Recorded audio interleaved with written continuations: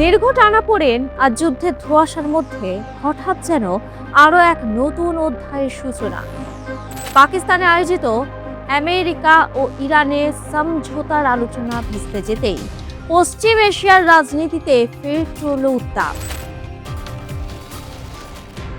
সেই আবহেই তেহরানকে কড়া ভাষায় আক্রমণ করলেন ইসরায়েলের প্রধানমন্ত্রী বেঞ্জামিন নেতানিয়াহু।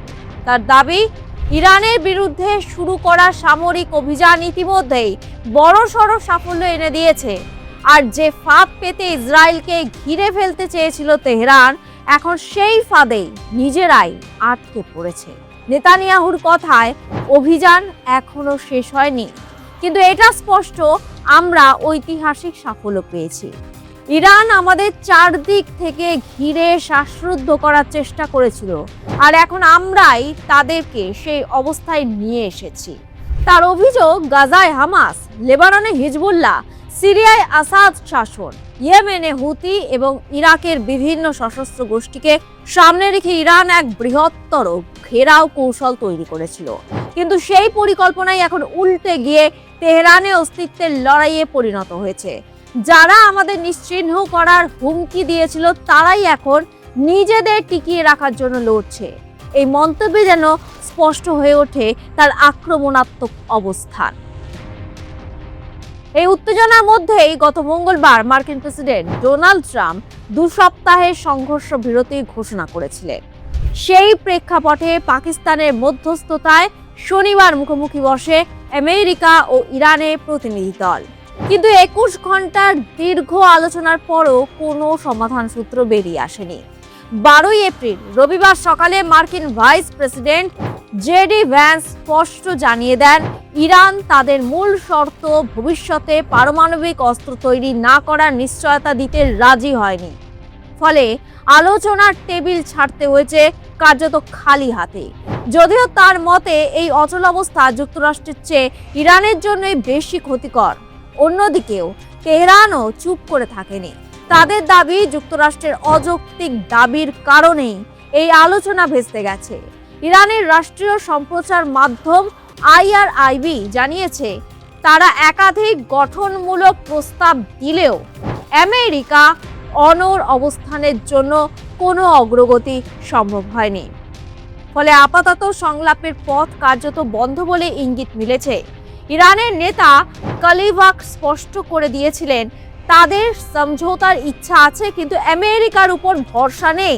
তার বক্তব্য, ওয়াশিংটন যদি ইরানের অধিকারকে স্বীকৃতি দেয় এবং একটি প্রকৃত চুক্তির প্রস্তাব আনে, তবেই তারা এগোতে প্রস্তুত। সূত্রে খবর, আলোচনায় ইরান বিদেশে আটকে থাকা তাদের সম্পদ মুক্ত করার দাবি তোলে। পাশাপাশি লেবাননে ইসরায়েলি আগ্রাসন বন্ধের বিষয়টিও সামনে আনে। কিন্তু এই গুরুত্বপূর্ণ ইস্যুগুলিতেই মতপার্থক্য চরমে পৌঁছয়।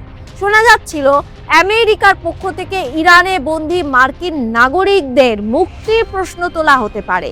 বৈঠকের আগে জেডি ভ্যান্স সাংবাদি সুরে বলেছিলেন, আলোচনা ইতিবাচক হতে পারে, তবে ইরান যদি কৌশলগত খেলা খেলতে চায় তার ফল ভালো হবে না। কথোপকথন থেমে গেলেও দ্বন্দ্ব থামেনি, বরং আলোচনার আড়ালে জটিল হয়ে উঠেছে সমীকরণ। অন্যদিকে ইরান দাবি করেছে, কিভাবে এই বৈঠক থেকে পালাবে তার অজুহাত খুঁজছিল আমেরিকা। তাই ইরানের ঘাড়ে আলোচনায় ব্যর্থ হওয়ার দায় ঠেলে দিয়ে দাবি করতে শুরু করেছে ইরান নাকি আলোচনা চায় না। এটা যে ওদের বাহানা ছিল তা স্পষ্ট। আমেরিকার বিরুদ্ধে এইভাবে সুর চড়ালো ইরান। আন্তর্জাতিক দুনিয়ায় নিজেদের ভাবমূর্তি ধরে রাখতেই আলোচনায় বসেছিল আমেরিকা। একের পর এক শর্ত আরোপ করা ছাড়া আর কোনো কথাই বলেনি আমেরিকা, যা ইরানের পক্ষে মেনে নেওয়া সম্ভব হয়নি। ইরানের বিদেশ মন্ত্রকের মুখপাত্রের দাবি, বৈঠকে বেশ কয়েকটি গুরুত্বপূর্ণ বিষয়ে দুদেশে সম্মত হয়েছিল, কিন্তু দুটি বিষয়েই বৈঠকে মতপার্থক্য হয়, আর সেই কারণেই আলোচনা হয়নি। এই সমগ্র পরিস্থিতির মধ্যে উপসাগরীয় অঞ্চলে যুদ্ধবিরতি টিকে থাকলেও তার ভবিষ্যৎ নিয়ে বাড়ছে সংশয়।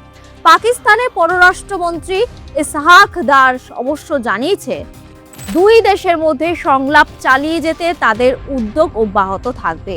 তবে মাটির নিচে জমতে থাকা উত্তাপ যে কোনো সময় আবার বিস্ফোরিত হতে পারে তা বুঝতে কারো বাকি নেই। একদিকে হরমুজ প্রণালী ঘিরেও বাড়ছে উত্তেজনা। যুক্তরাষ্ট্রের দাবি ইরানের ইসলামিক রেভলিউশনারি গার্ড কর্পস সেখানে মাইন পেতে রেখেছিল, যা সরাতে তাদের যুদ্ধ জাহাজ পাঠানো হয়েছে। যদিও এই অভিযোগ সরাসরি অস্বীকার করেছে ইরান, হুঁশিয়ারি দিয়েছে এই গুরুত্বপূর্ণ জলপথে কোনো বিদেশি সামরিক উপস্থিতি মারাত্মক পরিণতি ডেকে আনতে পারে। বৈঠকে ব্যর্থতা আর যুদ্ধক্ষেত্রে শক্তি প্রদর্শন, এই দুইয়ের টানাপোড়েনে মধ্যপ্রাচ্যে এখন যেন এক অগ্নিগর্ভ এক মঞ্চ হয়ে গেছে। এখন একটাই প্রশ্ন, এই সংঘাত কি সত্যি শেষের পথে, নাকি এ কেবল আরো বড় ঝড়ের আগের নিস্তবতা?